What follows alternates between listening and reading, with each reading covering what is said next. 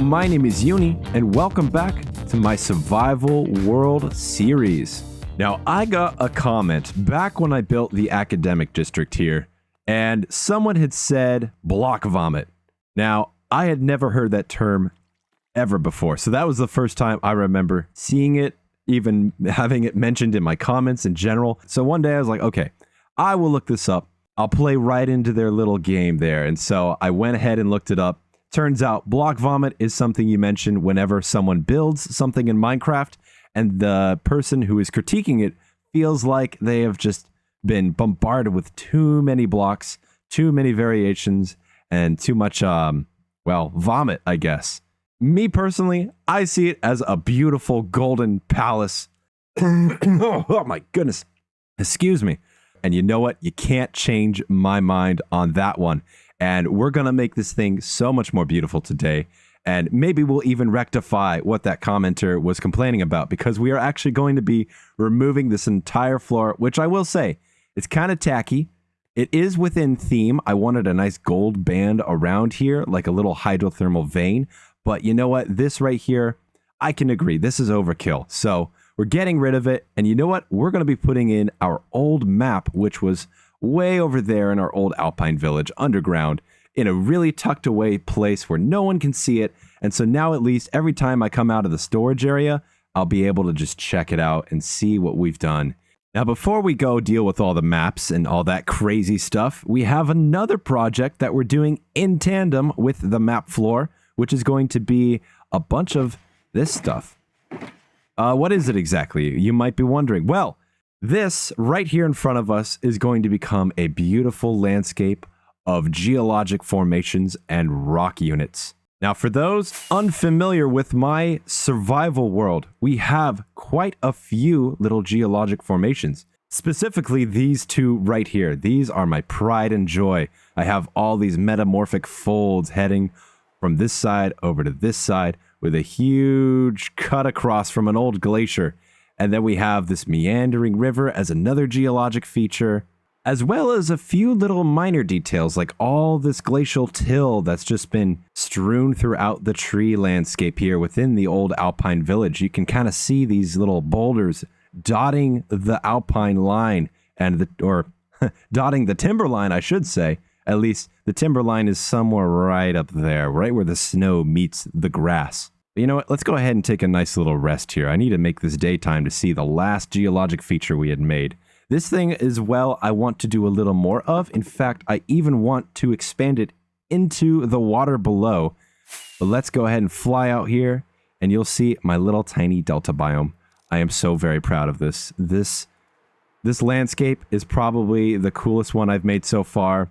And I want to expand on this concept, make it even better in the future. But if you want to see all the videos where we made all these things in the past, there will be a link in the description as well as at the end of this video. So if you want to see more of my videos as well as subscribing to the channel, I would appreciate that as well. You can check that playlist out and enjoy all the cool things we've built in the past.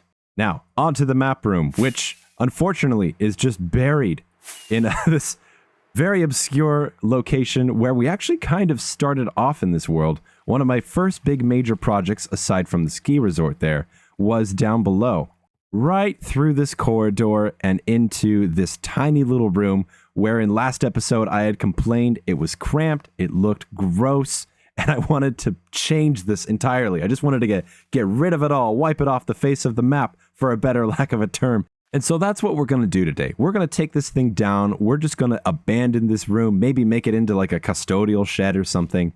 And we're going to bring it back out into the overworld here and try to get it into a nice little cozy centerpiece within our amphitheater over here at the Hexagon City. So without further ado, let's go ahead and hit a tiny little montage sequence of me trying to map out the surrounding area of our base.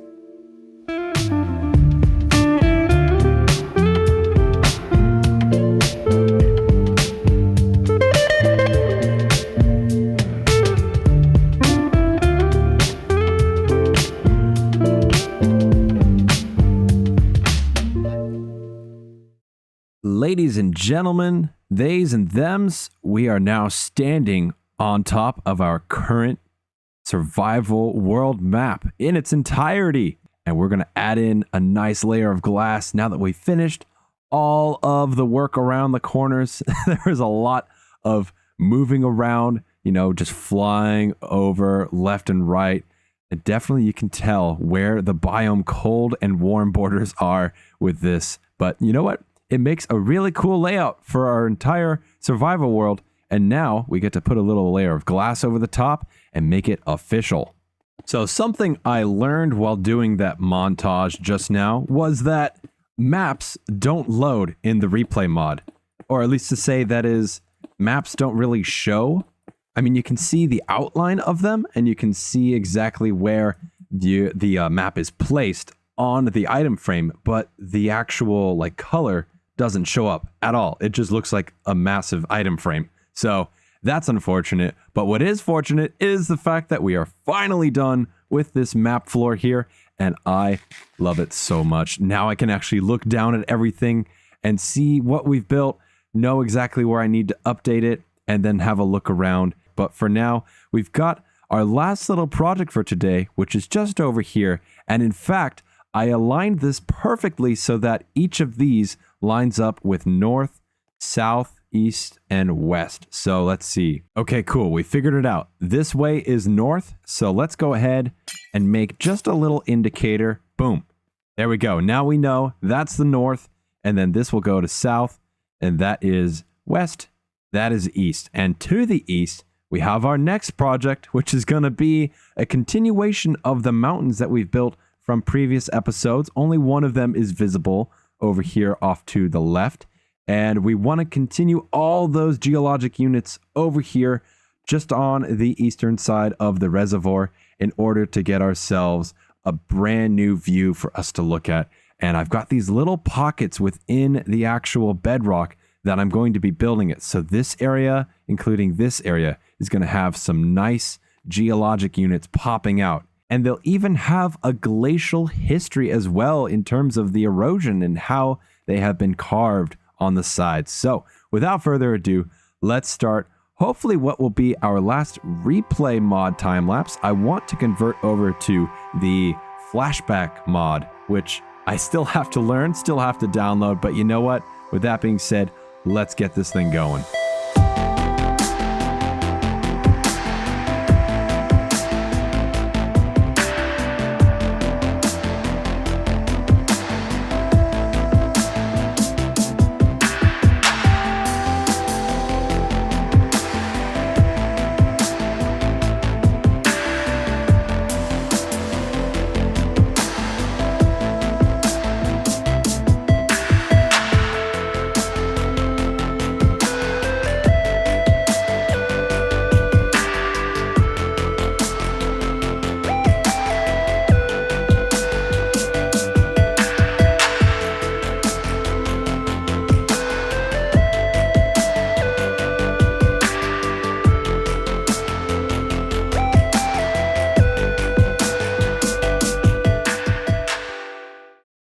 Well, look at this. Not only do we have a brand new assortment of cliff faces here, we also have an unintentional cliff jumping spot.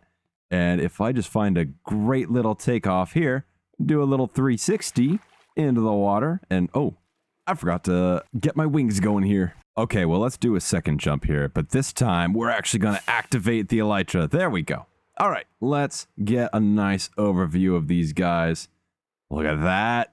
Isn't it beautiful? Oh, and we even have stuff going into the water there. It is so good to see. This is my favorite angle right here. If you just look at that. Oh, it looks good. Now let's go ahead and point out some key features of this formation. Now, as we've stated before with the other formations here, this is a glacial valley. Now, the glacier did move this way through this valley as well. And if we just hop up over here, we can see the valley continues on that way past the trestle. But we can imagine there is a huge river of ice spanning across this section here. And as it went through, it carved out the underside of this cliff. Now, one of the things I am most proud of is the attention to detail, especially on this side here. If you notice, this band right along here made out of the hardened clay is a bit jutted out. Now this is intentional, and the reason I did this was because I wanted to imagine that this unit was a little bit harder than the ones around it, like the tuff and the stone there.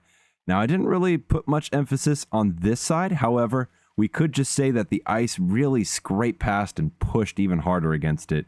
But over here, it looks like it kind of just slid underneath and took away. Oh, my elytra is freaking out on me. It took away a lot of that out of there and kind of carved out underneath. Now, in terms of shapes, I'm starting to get a little bit better with my terraforming here. And as you can see, I have kind of started learning the art of layers. So if you look at this, this is something that can actually help you with building stuff like mountains and whatnot. Even just like natural forms and humans and stuff. If you've ever seen someone make something out of even Legos, you'll notice that a lot of things that are rounded have sort of like layers. And if you look closely, you see there's layer 1, 2, 3, 4, 5, 6, 7. And you can kind of imagine they're all little slices that just kind of get pushed together and create this really cool look to it. I don't know, maybe I'm just speaking gibberish right now for some people, but for others, you'll probably be able to visualize that as well. And it really helps create things like this. And especially if you have a creative world that you practice it on, because that is definitely what I did here. I built this off on another world and then just took photos, brought it over, and just built it away. Now, the next thing we need to think about is how are we going to incorporate some biological erosion? And with that, I've got moss and I've got glowberries. So what we're going to do next here is we're just going to pop on a bunch of moss, specifically on this side of this face and then on these sides as well. This and the opposite side over there are the north faces of these cliffs. Now, if you know anything about a north face, or even the brand, if you have any of their shirts or pants or anything like that, the north face of any cliff or mountain, even a house really, could have a bunch of stuff growing on it because there is a lot less sunlight hitting that area. So, luckily for us, this happens to be us facing south, which means that this face we are looking at is the north face. So what we're going to do is we're going to take a bunch of this stuff and then just plaster it all over the top here, maybe even on this little indented portion where this unit here was a little harder, didn't erode away as much, and so the moss got into it and inlaid itself and made a little home. All right, now this transition is going to be a little tricky. I've never tried this before. We're going to dive in off the cliff, and then once we resurface, we'll see if we got ourselves a nice looking face. So here we go. We're diving in. Oh, man, I got water at my nose that time. Oh, jeez. Excuse me. There, much better. Well, that is it right there. Look at all of the greenery going on here. Now, there are just a couple of these little hanging vines that I did not clip yet. So we're probably going to get some surprise lanky boys later on. But, you know, that's okay because I'm a little impartial on this. I don't really know how to feel about how these pieces of moss have been laid out. But, you know, from a distance, we're not looking too shabby. Yeah, this looks pretty decent. Now, ideally, this would be just covered. This whole entire area would be covered in more of these cliff faces. But I think this is my limit for today. But yeah, look at that. Just the zoom in on that. It's a nice little dome shape. Oh, it's beautiful. And I have these sides as well. Nothing to really hang any of the glowberries off of. But my goodness. It makes me so happy to see all these cool little geologic features everywhere on my world now. And with that out of the way, we can finally come in here to our map area. I've already sort of updated it. You can see if we look down this way, there's the little cliff face there. There's the other one. And we can see them right from here inside of our little dome. And let's go ahead and keep our heads into this little place. I think I have an access point right over here. Yeah, these little spots here. I think this. Yes, here we go. Okay, so let's pick up these maps if I can find them. I'm a little disoriented. Okay, we've updated that. And then we've updated that. Oh, you can see a little bit of the green there. Let's try this one here. Just a couple pieces. I mean, you know, it wouldn't really do much unless we were to zoom in on it like this. I have to walk closely over to it just to see. Yeah, it's a tiny, tiny little bit of green. You can see it, but just barely. Man, if I were to have gotten any closer with that thing, I would have been flipping that map 90 degrees every other millisecond. My goodness, that would have been a disaster. And speaking of disasters, I am very sorry for how late this episode was.